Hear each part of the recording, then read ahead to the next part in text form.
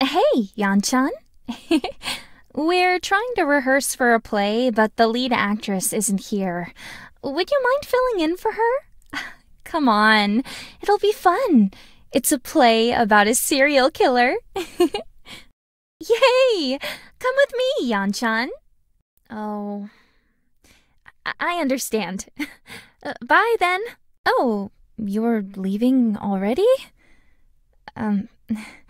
Okay. See you around. Thanks for your help, Yanchan. Wait, Yanchan, that's not right. But don't worry, it's okay. We'll just start over and try again. The killer picked up the knife that was on the table. Then she went on a killing spree, murdering everyone around her. With each kill, she lost more and more of her sanity, and her attacks became more brutal and savage. When the deed was done, she burst into maniacal laughter. Now that she had calmed down, she was able to proceed to the next phase of her plan. The killer quickly began to destroy the evidence of her crime. She picked up one of the corpses. She carried the corpse to a nearby incinerator, and she dumped the corpse inside. Once all 5 corpses were in the incinerator, she activated it. With the corpses incinerated, she prepared to clean up the rest of the evidence. The killer started to clean up all of the blood that she had spilled. First, she grabbed a bucket. She brought it to a sink and filled it with water. Then she added bleach to the water and dipped a mop into the bucket. After that, she mopped up every last drop of blood on the ground. With all of the blood mopped up, she moved on to the next part of the cleanup process. The killer quickly ran to the shower building to clean herself up. She opened up her locker. She removed her blood-splattered outfit and changed into a towel. Then she took a shower and washed the blood from her body. When she was clean, she returned to the locker and changed into clean clothing. Perfectly clean. Now, nobody would suspect that she just committed murder a few minutes ago. The killer carried the murder weapon to a drinking fountain and used water to wash the blood away. Then she picked up the clothes that she had worn during her killing spree. She brought the blood-stained clothing to a washing machine, tossed it inside, and activated it, wiping away the last piece of evidence that connected her to the crime. I just thought of something. Instead of cleaning the evidence, she could have just dumped it into the incinerator along with the corpses, you know? Well, I guess it works either way. The killer needed to steal a key, but a witness was nearby, so she hid behind a nearby wall. Once she was hidden from view, she performed a creepy giggle. The witness, confused and unsettled by this unexpected sound, began to investigate the noise. While the witness was distracted, the killer quickly grabbed the unguarded key. With the key in hand, the killer was able to proceed to the next phase of her master plan. The killer wanted to dispose of a corpse, but witnesses were nearby, so she put on a raincoat, put a tarp underneath the corpse of her latest victim, grabbed a circular saw, and chopped her victim's corpse into pieces. She removed the raincoat, dumped the dismembered body parts into the incinerator, and activated it. She disposed of a corpse in front of a group of witnesses without raising any suspicion. Excellent. The killer made a mistake. She allowed a witness to see her while she was covered in blood.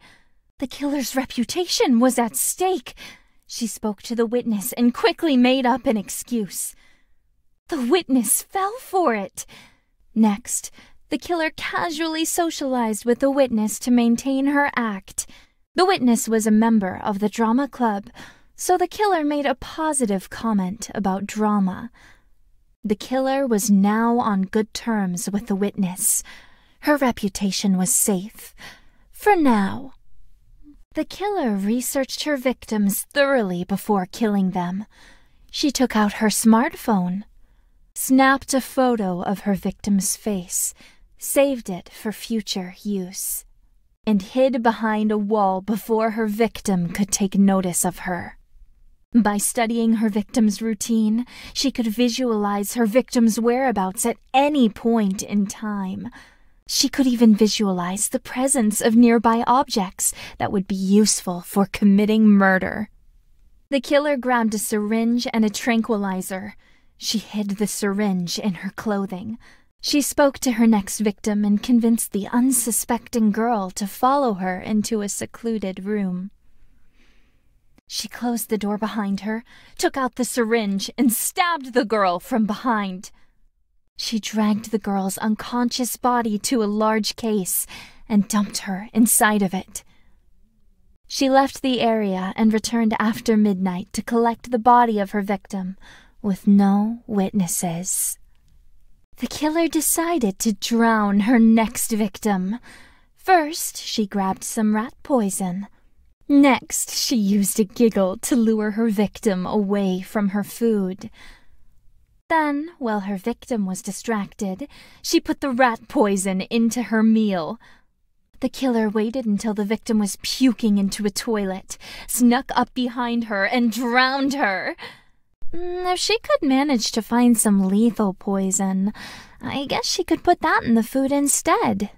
The killer planned to murder her next victim with electricity. The first step was grabbing a bucket.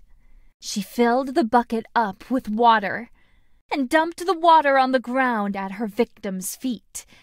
Then she picked up a car battery and threw it into the puddle of water.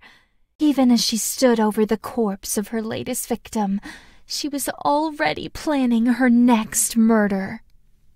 As the killer continued to take lives, she encountered different types of victims.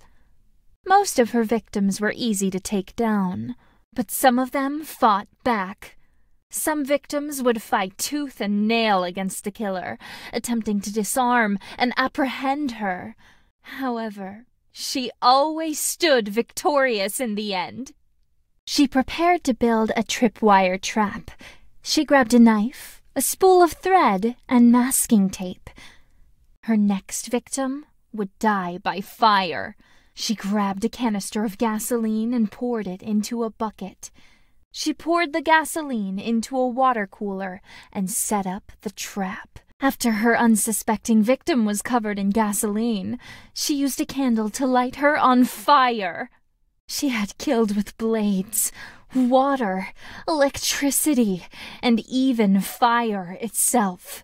She controlled the elements. Today, she would eliminate her target and dispose of all evidence without being spotted even once. Mission accomplished. There was nothing she could not do.